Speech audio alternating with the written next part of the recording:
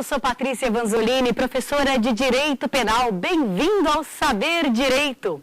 Como você sabe, nessa semana os nossos programas têm sido sobre biodireito penal.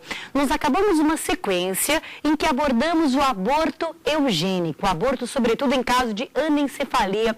A gente destrinchou esse tema, falou de todas as perspectivas possíveis e hoje a gente começa o programa já com um novo tema que é a eutanásia. Então fica ligado, se você tem curiosidade, houve uma mudança bastante recente, agora do final de 2010, começo de 2011, a respeito da legalização da eutanásia. Será que é isso mesmo? Ou da ortotanásia? O que será que é isso? Então eu convido você a estar aqui com a gente. Comigo, vou apresentar aqui os meus queridos convidados, que são o José Maria, que é a Alessandra, que é Carlos, que estão aqui me acompanhando durante essa semana. Eu convido você a ficar aqui com a gente, para a gente aprender um pouquinho sobre eutanásia. Eu vou dar aqui o nosso e-mail, que é saberdireito@stf.jus.br, saberdireito@stf.jus.br, tudo junto, né? Saber Direito. E aqui você pode mandar todas as tuas dúvidas, se de repente algum ponto abordado em aula te suscitou a curiosidade, ou uma dúvida, alguma coisa que você não conseguiu ou que você não concorda, porque afinal de contas, nesses temas tão polêmicos é sempre importante ouvir a pluralidade, ouvir a diversidade. Qualquer coisa, manda o teu e-mail, ele vai ser muito bem recebido, com muito carinho. Eu só te peço para identificar a você e a mim, Patrícia Vanzolini, e o tema da aula que você quer, então, ver respondido, a tua indagação que você quer ver respondida, ele vai ser encaminhado para mim e eu vou respondê-lo com a maior alegria. Tá bom?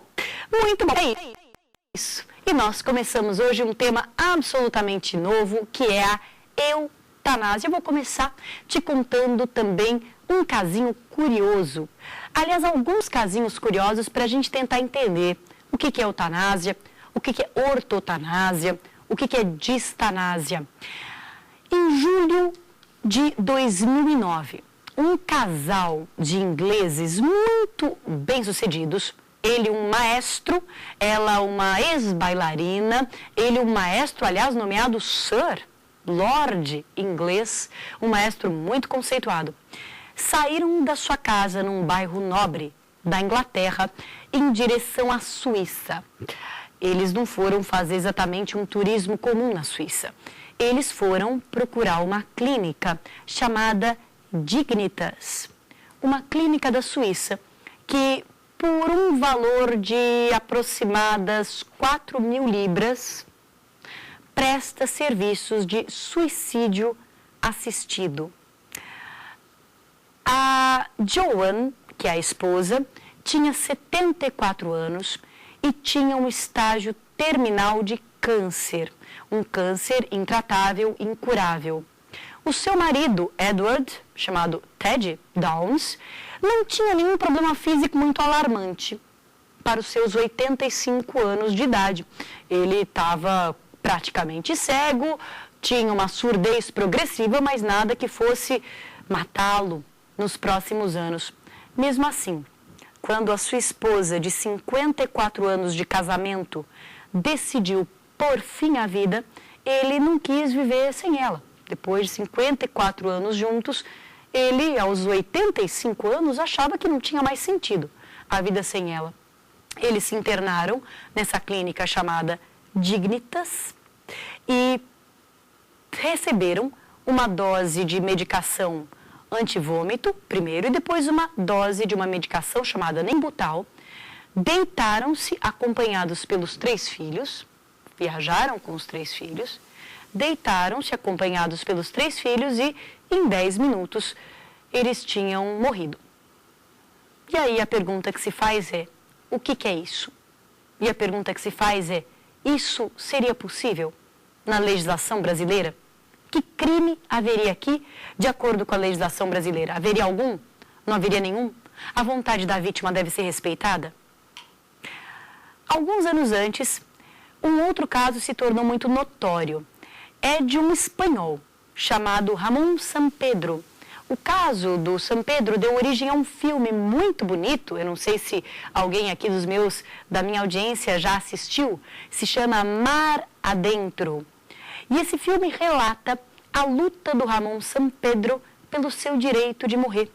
Ramón Sampedro tinha 26 anos quando ele ficou inteiramente tetraplégico, ele não tinha movimento nenhum do corpo.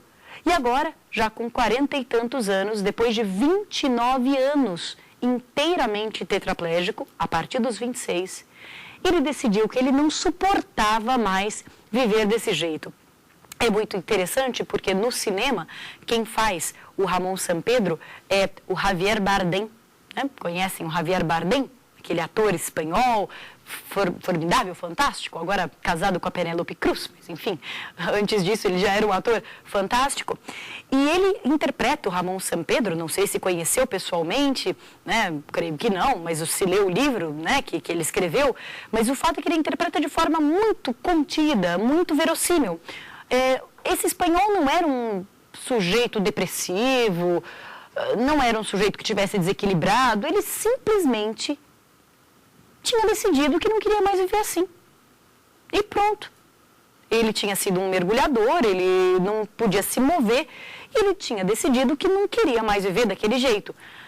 E existe uma cena muito bonita no filme, quando ele discute com um padre da Igreja Católica, que é chamado para dissuadi-lo, para convencê-lo a amar a vida, e etc. E é uma cena belíssima, porque o discurso dele, do Ramón Sampedro, é um discurso completamente racional. Ele é ponderado, ele é sensato. Ele fala, olha, eu amo a vida, eu amei a minha vida, eu tinha muito prazer em viver, mas desse jeito a vida não me dá mais prazer nenhum. Eu quero realmente terminar com isso, eu não quero mais viver assim. Ele busca na justiça todos os meios de ser morto por alguém sem incriminar sua família e seus amigos. Porque como ele é tetraplégico, ele não pode se jogar de uma ponte ou dar um tiro na cabeça. Ele precisa de alguém que o mate. Mas, ao mesmo tempo, ele não quer comprometer a sua família e seus amigos com um processo criminal. Então, ele busca na justiça espanhola, até a última instância, uma forma de ter autorizado o seu direito de morrer, que não é concedido. Então, ele, com um plano ali feito pelos amigos e etc., para não incriminar ninguém, ele consegue, finalmente, que alguém lhe coloque na boca um canudinho ligado a um copo que tem substância venenosa, cianureto. E ele ingere, ele suga aquele veneno, ele ingere o veneno sozinho e ele, então, finalmente morre.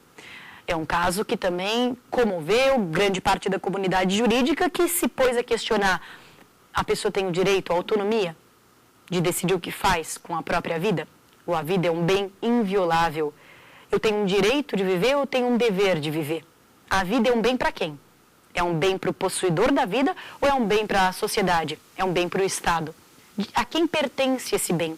Que direitos me dá esse direito à vida? Pois bem, eu vou terminar com um caso também bem conhecido. O Papa João Paulo II, líder máximo da Igreja Católica, tão querido e saudoso, acho que todos aqui, pelo menos os católicos, sentem falta da sua liderança tão iluminada, num estágio terminal da doença que lhe acometia, textualmente abriu mão da continuidade dos tratamentos médicos. Ele abriu mão, o Papa da Igreja Católica, por carta, ele abriu mão da continuidade dos tratamentos, dizendo que queria receber apenas tratamentos paliativos e que a hora de se juntar a Deus, enfim, tinha chegado para ele e que, portanto, ele gostaria de partir assim. Ele não queria mais ser submetido a tratamentos. A vontade do Papa foi feita e assim ele partiu. Isso é diferente do que fez o Ramón Sampedro? É diferente do que fez Ted Downs, Joan Downs? Qual que é a perfeita, completo enquadramento de cada uma dessas situações? Nós vamos começar, tal como fizemos com o aborto, com alguns conceitos técnicos, porque eu sinto que sem eles fica difícil até desenvolver uma discussão jurídica de qualidade. Existem basicamente 3 conceitos que nós precisamos dominar e conhecer para discutir a respeito disso. O primeiro conceito é o de distanásia. O segundo é de ortotanásia. E o terceiro, é o nome mais comum, mas é apenas um dos conceitos entre tantos, que é o de eutanásia. O que é a distanásia? Esse prefixo dis sempre expressa a ideia de alguma coisa errada, né? Se a gente fala distúrbio, por exemplo, não é? É alguma coisa que conturba, alguma coisa que tumultua. Então, distanásia é a morte errada, se nós tivéssemos que traduzir literalmente. É a morte errada. Thanatos é o sufixo, né? O radical, melhor dizendo, para morte, né? na língua grega. Então, tudo que tem thanatos, thanasis, vem de morte. Distanásia é a morte errada. O que é a chamada distanásia? Distanásia, também chamada de obstinação terapêutica, a distanásia, também chamada de obstinação terapêutica, é um fruto da nossa era moderna, né? O que é a distanásia ou obstinação terapêutica? É a imposição de tratamentos inúteis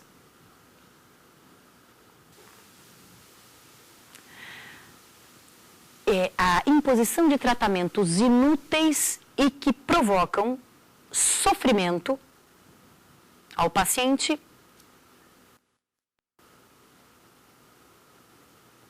na tentativa de adiar o momento da morte. Na tentativa de adiar o momento da morte. É a ideia de ficar prolongando o momento da morte. Então, é a imposição de tratamentos inúteis na tentativa simplesmente de adiar o momento da morte. A ideia é de que existe um momento em que a morte já está instaurado e nada mais que se faça pode evitá-lo, só se pode adiá-lo. Mas adiá-lo a que preço?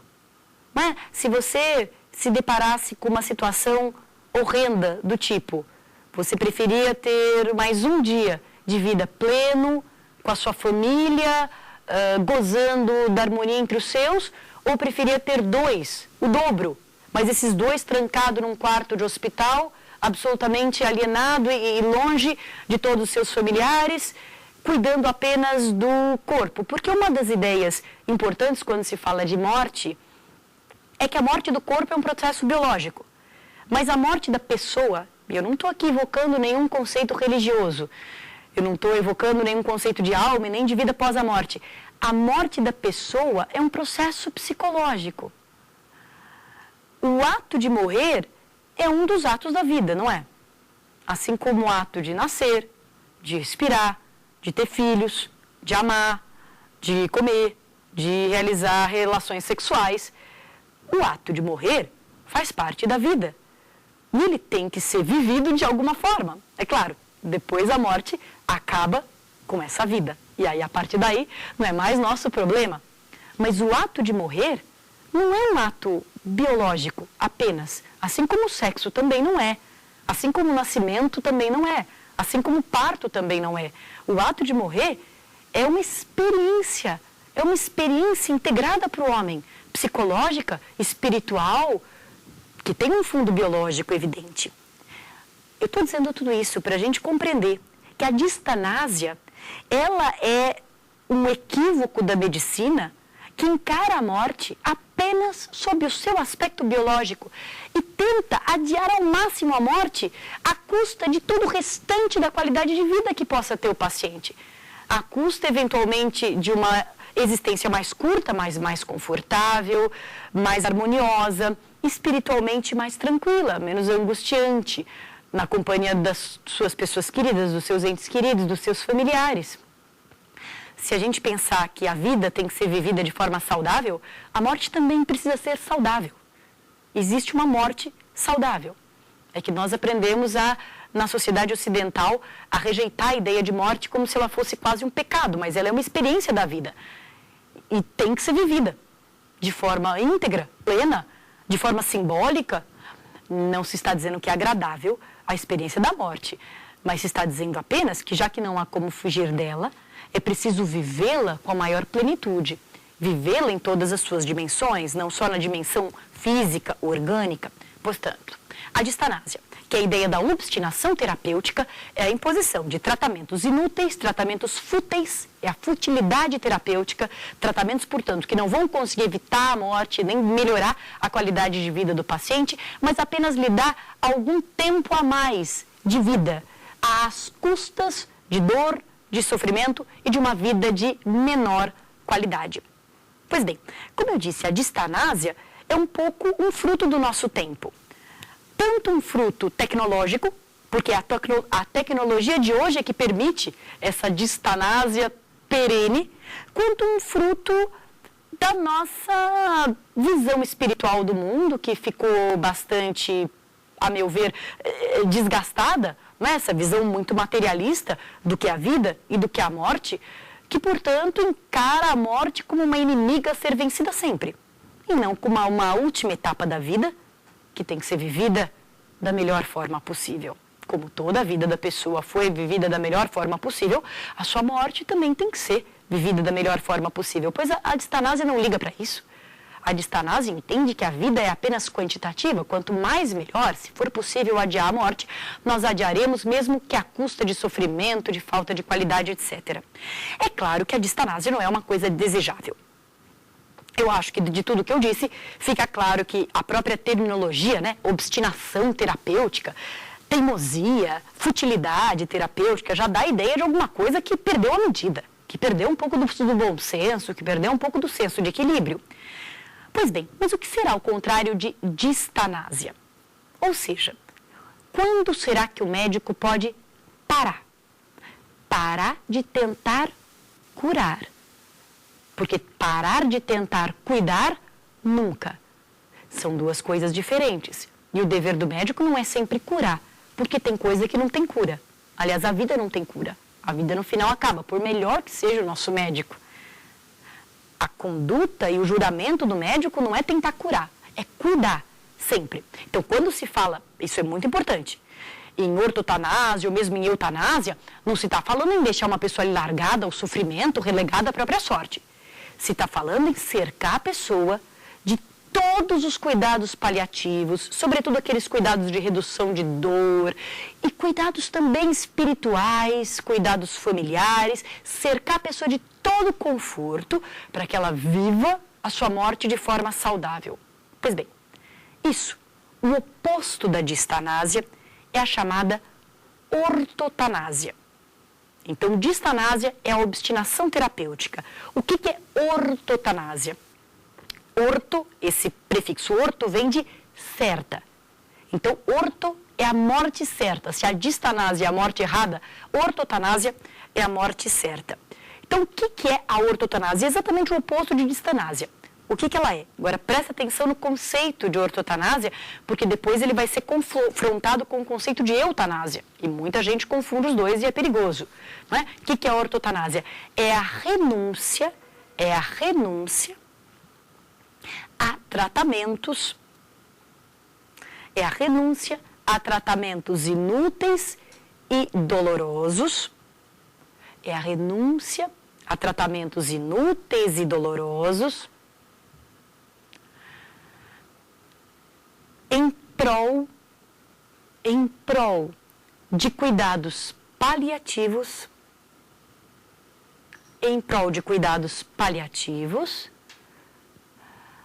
aos portadores de doenças graves e irreversíveis, em processo terminal. É a renúncia a tratamentos inúteis e dolorosos a portadores de doenças graves e irreversíveis em processo de morte terminal. Então vamos lá, de tudo que você anotou, o que você aprendeu de importante? Eutanásia não entrou ainda na história. Ortotanásia é exatamente o oposto da distanásia. é o não obstinação terapêutica. Pois bem, então o que é a ortotanásia? Ela precisa primeiro de um paciente portador de uma doença grave e irreversível, certo? Para ter ortotanásia, o paciente não tem que ter prognóstico de cura. É claro que eu poderia dizer, não existe doença irreversível, porque sempre pode haver um milagre, sim, mas é claro que nós, num estado laico, precisamos contar com o que a ciência dispõe para nós. Então, se a ciência está dizendo que aquele prognóstico é irreversível, a pessoa já está ali absolutamente tomada por uma metástase, por exemplo, e realmente não há esperanças para ela, estamos já num ponto de ortotanásia. Então, preciso primeiro, de um paciente de uma doença grave e irreversível. Tá? Segundo, esse paciente precisa estar em fase terminal. Esse conceito de terminalidade é muito importante, embora ele não seja um conceito muito fácil. Não tem uma tabelinha, dizendo assim, olha, a partir daqui você já está terminal, viu? Antes daqui você não está, porque eu posso ter um diagnóstico, mesmo que irreversível, digamos que eu tenho um tumor cerebral inoperável, que eu sei que vai terminar por me matar. Eu sei que não vou sobreviver a ele, mas eu ainda tenho alguns anos de vida. E aí, já é o caso de ortotanásia? A ortotanásia, tal como tradicionalmente se entende, precisa de uma situação terminal. A medicina tenta dizer que a situação de terminalidade é a situação de morte iminente. Então, não é possível, para a ortotanásia, não é possível que a morte seja alguma coisa muito distante. A morte tem que ser iminente. O que é esse iminente do ponto de vista da medicina? Claro que não existe uma tabela disso, não existe, né, não há uma segurança 100%, mas essa terminalidade é uma sobrevida de 3 a 6 meses, claro, menos do que 3 meses, terminal, mas uma sobrevida de 3 a 6 meses é considerada pela medicina uma situação de terminalidade. Você ali tem 3 meses de vida, 4 meses, 5 meses, 6 meses, isso é um doente terminal. Então veja, primeiro, doença grave. 2, irreversível, não tem chance de cura. 3, paciente terminal, com 3, no máximo 6 meses de vida. E último requisito que é importante dentro desse conceito de ortotanásia. Veja que a ortotanásia é sempre uma...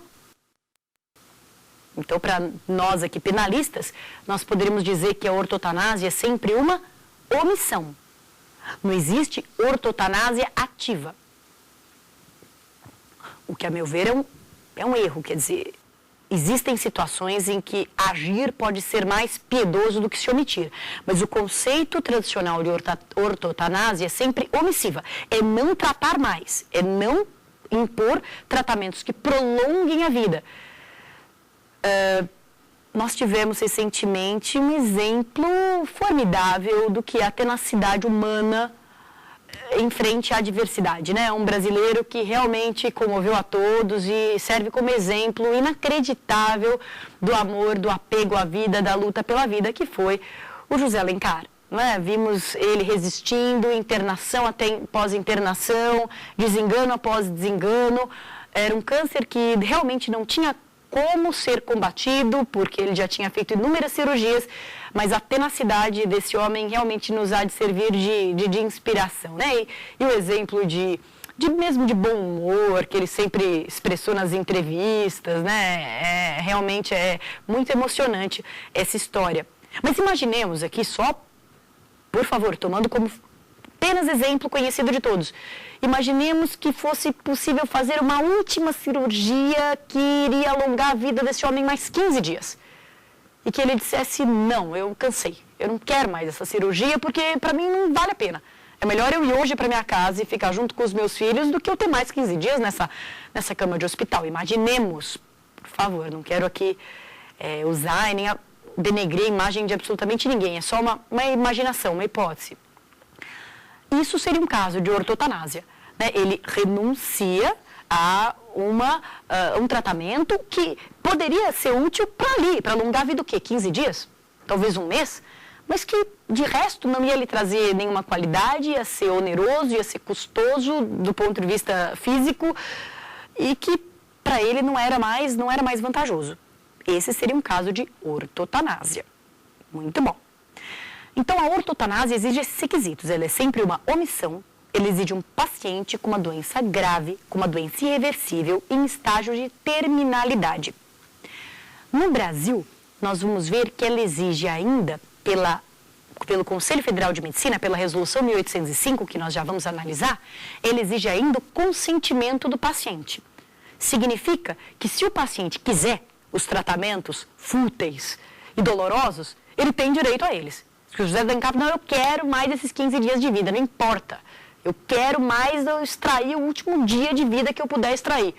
Então, o médico mesmo dizendo, mas, José, olha, sinceramente, vai haver uma melhoria ínfima para depois haver uma piora de novo, não compensa.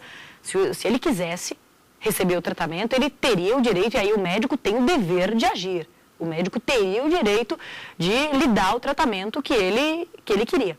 Então, no Brasil, exige-se ainda, para se configurar uma situação de ortotanásia, que haja o consentimento do paciente, ou se o paciente for incapaz de consentir, que haja a decisão do seu representante legal a respeito do prosseguimento ou do não prosseguimento dos tratamentos. Quer dizer, é preciso que se respeite a vontade do paciente.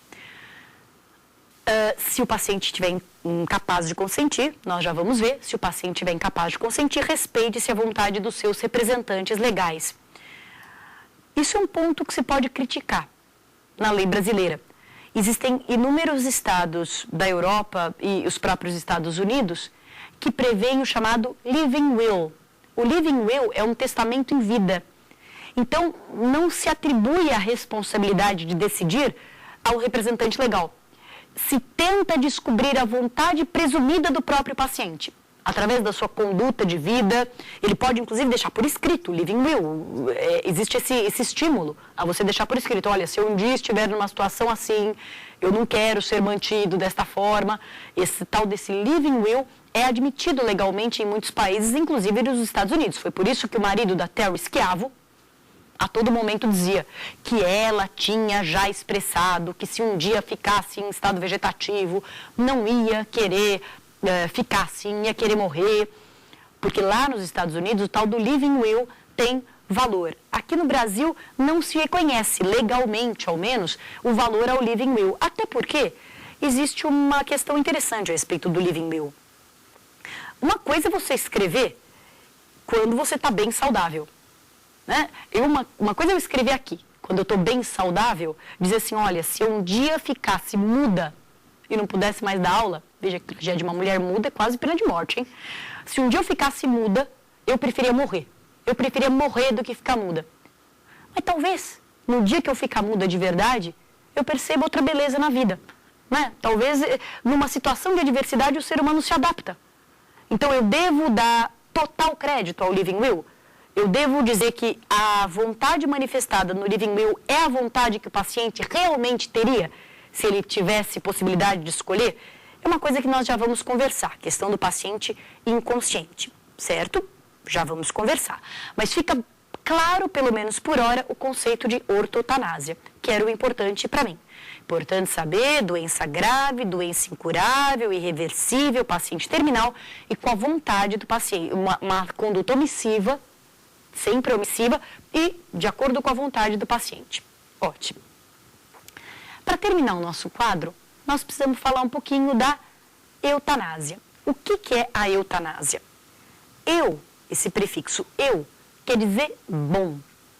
Então, enquanto a ortotanásia é como se fosse a morte correta, a morte no momento certo, a morte em que o destino me chamou, a eutanásia é a boa morte. Quais são os requisitos para a eutanásia? Então, a eutanásia, também chamada de homicídio piedoso, é qualquer abreviação da vida, eutanásia, é qualquer abreviação da vida comissiva ou omissiva, é qualquer abreviação da vida comissiva ou omissiva, por fim de compaixão. Por fim de compaixão. Por fim de compaixão. Então, a ideia de eutanásia é dar causa à morte de alguém, comissiva ou omissivamente, mas dar causa à morte de alguém por fim de compaixão. Não se exige que haja uma situação de letalidade, não se exige que haja um conceito mais amplo do que de ortotanásia, não se exige que haja uma situação de terminalidade. Então, por exemplo, no caso do Ramon Sampedro, que pediu para ser morto porque ele não suportava mais viver tetraplégico, esse era um caso clássico de eutanásia, não de ortotanásia. Ele não estava num estado de terminalidade, ele nem ia morrer daquilo. Ele podia passar mais 20 anos vivendo tetraplégico. É porque ele não suportava mais viver daquele jeito. Dar morte a ele seria eutanásia, como foi. Eu não sei se vocês assistiram um filme também que passou bastante aí no cinema, um filme ótimo de um diretor que eu pessoalmente admiro demais, também como homem, como pessoa, como ator e como diretor, que é o Clint Eastwood, que fez aquele filme Menina de Ouro. Assistiram Menina de Ouro? Vocês lembram vou contar o final do filme, ó, politicamente incorreto aqui o programa. Você não quer ouvir, saia da sala agora, tire as crianças da sala, mas a mocinha morre, né? Da Menina de Ouro, já contei, a mocinha morre. E se você lembra como é que a mocinha morre, você acha que aquele era um caso de eutanásia ou de ortotanásia? Aquele caso. Sem dúvida era de eutanásia, né? Ela não ia morrer daquilo, ela tinha ficado também tetraplégica, né? Me parece paraplégica, não ia poder mais lutar, para ela a vida dela tinha acabado, ela não queria mais viver. Mas aquilo era um caso evidente de eutanásia, né? Não era de ortotanásia, não é que eu estava deixando ela morrer no tempo correto, eu estava antecipando, né? Pensa que a ortotanásia é sempre morrer no tempo certo, a eutanásia é sempre antecipar. Você está morrendo antes da hora, está morrendo bem do ponto de vista da pessoa está morrendo melhor, mas está morrendo antes do tempo, né? Então, era um caso de eutanásia. Muito bom. No caso do Ted Downs e da Joan Downs, era, sem dúvida nenhuma, um caso de eutanásia, porque foi uma conduta ativa. Não é só que ela renunciou aos tratamentos, ela Joan, estava no estágio terminal de câncer. Mas a conduta dela não foi apenas renunciar aos tratamentos e deixar a morte vir na hora certa. Ela foi ir até uma clínica e matar-se. Então, a conduta ali da clínica foi de eutanásia, não foi de ortotanásia. A eutanásia antecipa o momento da morte, percebe? Pois bem, então, a eutanásia é a antecipação da morte por motivos de piedade. A eutanásia, uma distinção importante, é que ela pode ser indireta ou direta. Vamos trabalhar um pouquinho esses conceitos. A eutanásia pode ser indireta ou direta. O que é a eutanásia indireta? A eutanásia indireta é a abreviação da vida, como efeito colateral, é a abreviação da vida, como efeito colateral de métodos paliativos para o alívio do sofrimento. Métodos paliativos para o alívio do sofrimento. Então, imagina que eu tenho uma pessoa ali sofrendo dores atrozes.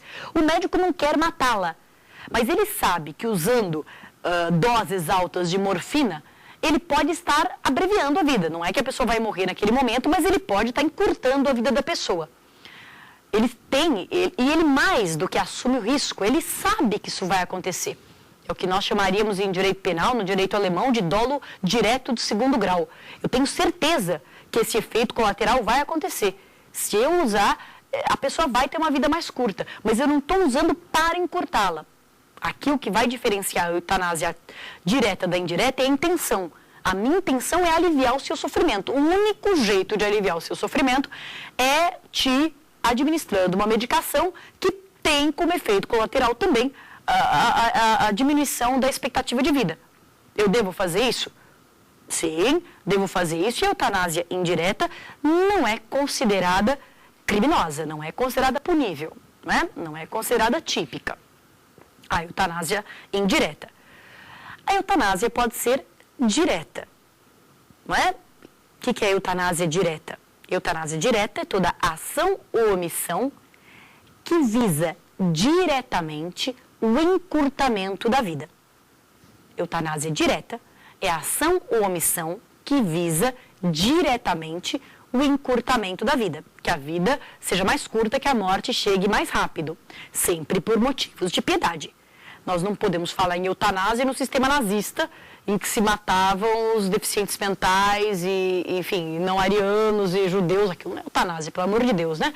Aquilo é genocídio, bem diferente, né? Eutanásia é outra coisa, ela sempre tem que ter uma razão de piedade, mas ela vai encurtar a vida. A gente tem uma ideia de eutanásia bem clara nos filmes, por exemplo, de guerra, quando aparece o tiro de misericórdia, sabe? Imagina aquela imagem do soldado ali ferido, acabou de explodir uma bomba, as pernas dele voaram pelos ares, ele não vai sobreviver, não é uma questão, ele não vai sobreviver, mas ele pode ficar ali gemendo e definhando até a morte, ou ele tem, geralmente, o melhor amigo dele, não é? Que depois fica com um sentimento de culpa para o resto do filme inteiro, que vai lá e lhe dá o tiro de misericórdia. Vejam como é difícil, né? Decidir sobre essas coisas. Tudo parece tão claro e às vezes a gente pensa num exemplo e fala, puxa, será? Será que estava tão claro? Será que realmente a gente tem tantas certezas, né? Porque essa ideia do tiro de misericórdia, embora a maioria das pessoas com as quais eu converso seja assim muito contra a eutanásia, pelo menos as com as quais eu converso, não sei, essa ideia do tiro de misericórdia é uma ideia claramente piedosa, né? Ninguém pensa ali que o amigo era um malvado, que estava querendo claramente evitar o sofrimento, quer dizer, aquele ser podia viver mais 12 horas ali, numa morte certa e horrenda, sofrida, etc., ele pode abreviar esse sofrimento, né? Pois bem, então isso seria eutanásia. Se eu matasse ali o sujeito na guerra, não seria ortotanásia, é ativa, a ortotanásia é sempre passiva, e a ortotanásia é sempre deixar a morte vir no momento certo, eu não estou intervindo, eu não estou mudando o curso da história, eu estou deixando a história andar sozinha, que foi o caso do João Paulo II, é um caso de ortotanásia, não é um caso de eutanásia. Pois bem, então no caso de eutanásia é sempre uma conduta ativa ou omissiva que abrevia a vida. Pois bem, dentro da eutanásia direta, eu queria que você fizesse um outro comentário. A eutanásia pode ser ativa, eu sei que isso já está escrito na frase, mas o meu vício de professora quer deixar ainda mais claro isso. A eutanásia pode ser ativa, como por exemplo isso, né? Dar o tiro de misericórdia, dar o veneno para a pessoa ingerir, ou passiva. Passiva. E aí começa uma confusão, gente, que eu gostaria muito que ninguém fizesse, porque é uma confusão extremamente perigosa feita por alguns doutrinadores, que é equiparar a eutanásia passiva à ortotanásia. Nós lemos isso em alguns livros, a equiparação de eutanásia passiva e a ortotanásia. Mas você lembra dos requisitos da ortotanásia? Por isso que eu fiz questão de frisá-los. Precisa de um paciente grave, irreversível, com uma doença já em estado terminal. Então, qual que é a diferença entre eutanásia passiva e ortotanásia? Para ser bem simples, né? Porque a diferença entre eutanásia ativa é mais clara, né? Eutanásia ativa, uma ação ali, e a ortotanásia é sempre passiva, ela é sempre uma renúncia. Mas qual a diferença, então, entre eutanásia passiva e ortotanásia? A diferença é o início do processo mortal, é o início do processo de morte. Na ortotanásia, o processo de morte já se iniciou. Eu simplesmente não vou mais intervir, mas o processo de morte já se iniciou. Pensa o seguinte, na ortotanásia, se eu não fizer nada, a pessoa já vai morrer sozinha.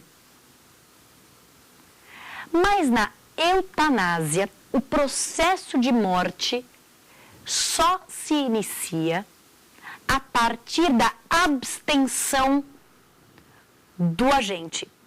Na eutanásia passiva, o processo de morte só se inicia a partir da minha abstenção. É a minha abstenção que provoca a morte. Na eutanásia passiva, o processo de morte só se inicia com a abstenção do agente.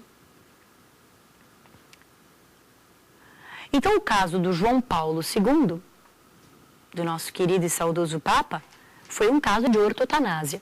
O processo de morte já tinha se iniciado e ele apenas, e os médicos respeitando a sua vontade, renunciou ao tratamento. O caso da Terry Schiavo, por exemplo, que nós comentamos na primeira aula, lembra do caso da Terry?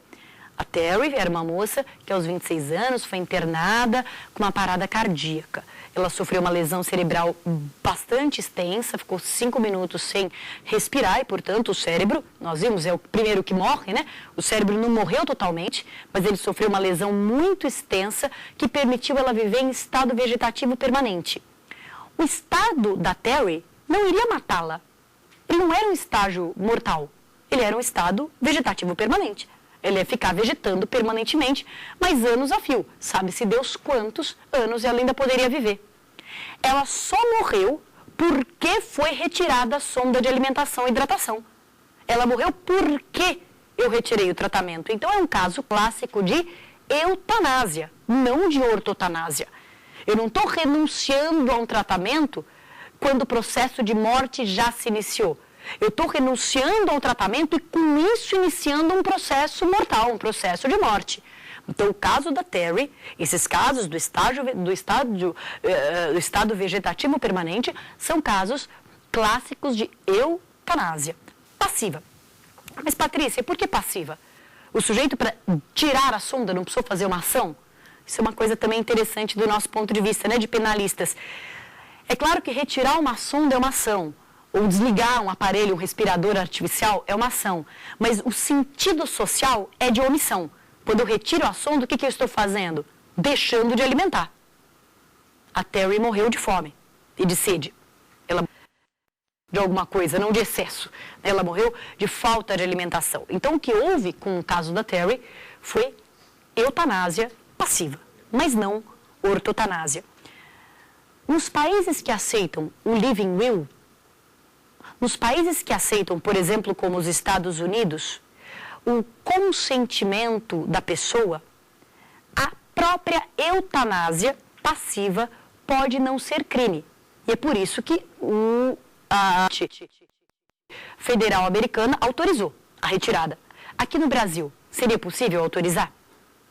De acordo com a legislação que temos hoje, seria possível autorizar a retirada do tratamento de uma pessoa em estado vegetativo permanente?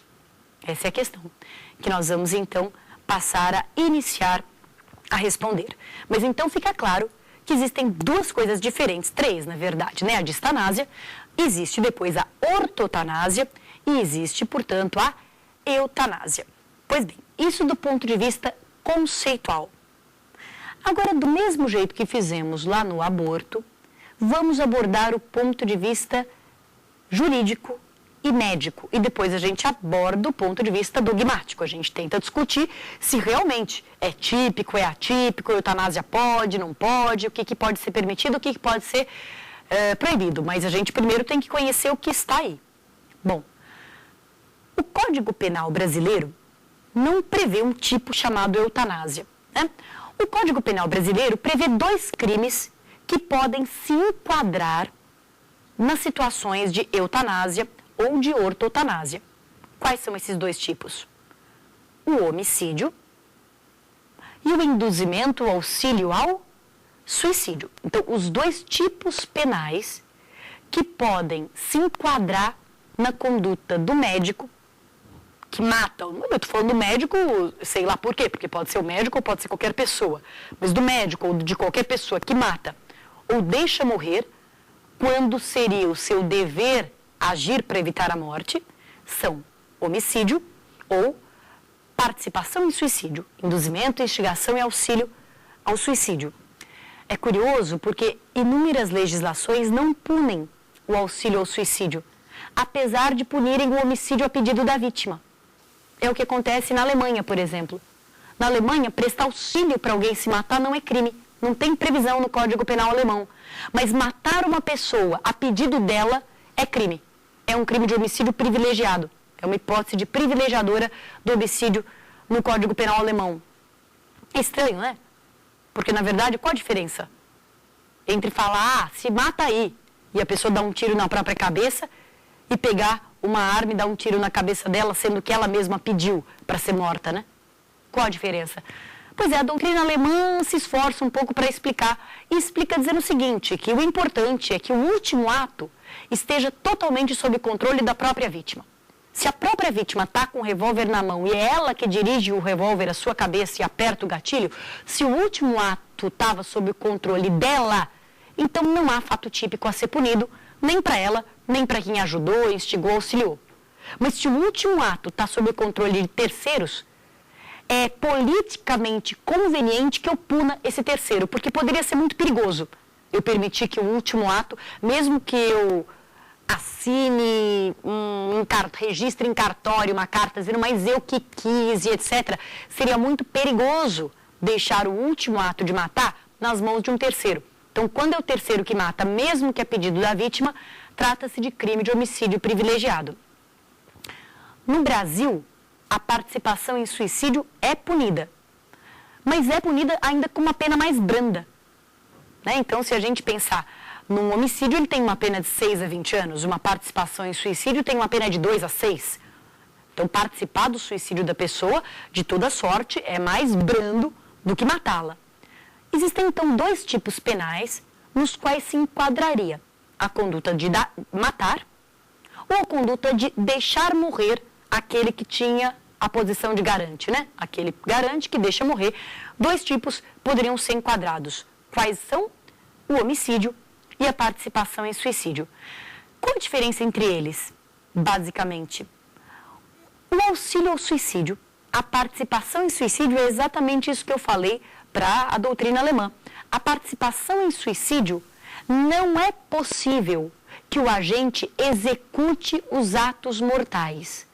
Então, para ser partícipe no suicídio, eu posso auxiliar de todas as maneiras, menos executando o ato mortal. É uma perguntinha também de prova muito comum, de prova de faculdade, de prova de concurso, né?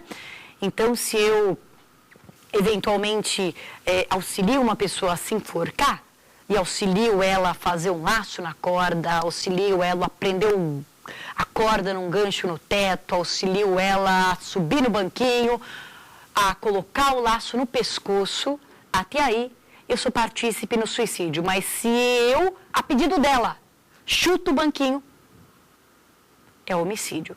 Eu pratico homicídio. E aí a pena é bem mais grave. Mesmo que seja a pedido da vítima, a pena é bem mais grave do que a participação em suicídio. Então, aquilo que nós chamamos de eutanásia pode acontecer do ponto de vista... Eutanásia é um conceito técnico, mas do ponto de vista jurídico, aquilo que eu chamo de eutanásia, juridicamente pode acontecer como um homicídio ou como uma participação num suicídio. No caso do Ramon Sampedro, por exemplo, como é que foi a história dele? Na história dele, ele pediu a um amigo que colocasse o copo de veneno perto da sua boca com um canudinho. Então ele sugou o veneno. Aquele que colocou o copo de veneno deveria responder, se fosse no Brasil, por homicídio ou por participação em suicídio? Por participação em suicídio. Não é? Ele não injetou nada, ele não colocou nada no organismo do Ramon Sampedro. Já no caso da menina de ouro, se vocês se lembram da cena em que o Clint Eastwood injeta, não é? Uma substância ali no soro da moça, da menina.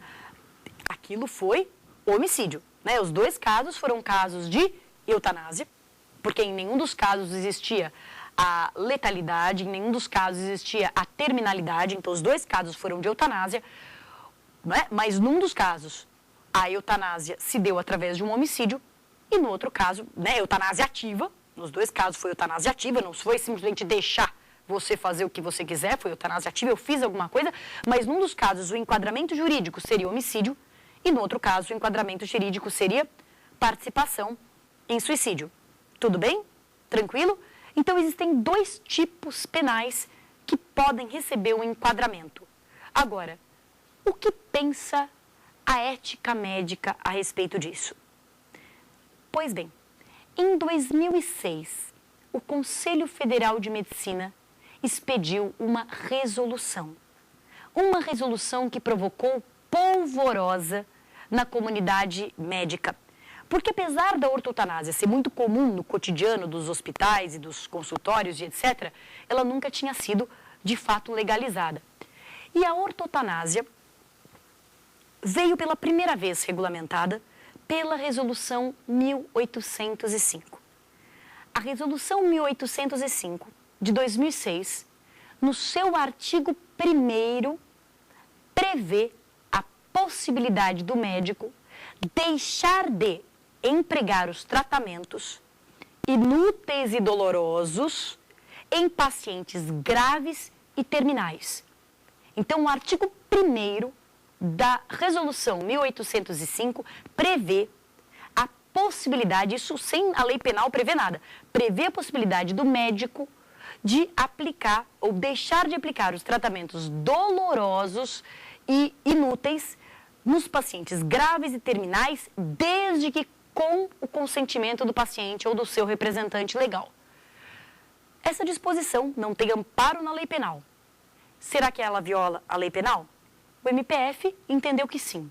Tanto é que entrou com uma ação civil pública contra o artigo 1º da resolução, dizendo que ele violava o direito à vida. Como é que aconteceu esse julgamento? É o que você vai saber no próximo programa. Nós encerramos por aqui, hoje, com a resolução. Então, nós aprendemos nos dias de hoje uma coisa muito importante. Nós aprendemos a diferença entre distanásia, aprendemos a ortotanásia e aprendemos a eutanásia. A eutanásia pode ser indireta ou direta e a direta pode ser ativa ou passiva. Eutanásia passiva não se confunde com ortotanásia. Nós aprendemos que, do ponto de vista jurídico, nada se diz no Código Penal a favor ou contra da eutanásia. Existem 2 dispositivos que poderiam ser enquadrados, 121 e 123, e homicídio. E sabemos que existe uma resolução do Conselho Federal de Medicina autorizando a ortotanásia. Será que ela vale? Será que o Conselho Federal de Medicina se subordinou ao MPF ou será que não? É o que nós vamos saber no próximo programa. Alguma dúvida ficou? Eu tenho, professora. Professora Patrícia, qual é a diferença básica entre o homicídio a pedido da vítima e a participação em suicídio? Pois é, na prática é uma diferença clara. No homicídio, quem mata é o agente. Na participação em suicídio, quem se mata é a própria vítima. Eu auxilio, eu presto os meios, eu dou as formas, mas eu não realizo a conduta de matar. Se isso justifica essa diferença de gravidade de tratamento jurídico penal, é uma questão a se pensar, né? Porque a participação em suicídio é quase igual ao homicídio a pedido da vítima, mas tem uma pena muito mais leve. Então, isso a gente pode pensar. Mas a diferença é quem está no controle do ato executivo da morte. Mais alguma? Eu tenho, professora. Aproveitando o tema de diferenciação, eu queria saber se há diferença entre induzimento, instigação e auxílio ao suicídio. Muito bom. Induzimento, instigação e auxílio. O induzimento e a instigação, José, são parte da decisão do suicida. O induzimento é despertar uma ideia, uma intenção. A instigação é reforçar uma ideia. Então, induzimento e instigação fazem parte da decisão de se matar. Eu estou ali despertando a ideia, eu estou ali reforçando a sua ideia. O auxílio diz respeito à fase executiva do suicídio. Eu simplesmente te ensino os meios, te presto os meios, te facilito. Existe uma parte da doutrina que eu considero interessante, que entende que o induzimento e a instigação deveriam ser punidos com mais gravidade do que o auxílio. Porque no auxílio, bem ou mal, o que está valendo é a vontade da própria vítima. A vítima decidiu, livre e conscientemente, se matar. E eu estou ali dando um apoio logístico, por assim dizer. Enquanto que no induzimento, na instigação, sou eu que estou minando a sua confiança, a sua fé na vida, a sua vontade de viver. Sou eu que estou colocando a ideia suicida na cabeça da vítima. E, portanto, essa atitude é mais nefasta, porque ela, de alguma forma, não respeita a autonomia. Ela está suplantando a autonomia, está querendo fazer a cabeça da vítima para a vítima, então, decidir por se matar. Mas no direito brasileiro, essas 3 condutas fazem parte do mesmo crime. Muito bom, meus amigos. Então, qualquer outra dúvida, o Carlos já fez a dele, o José já fez a dele. E você vai fazer a sua?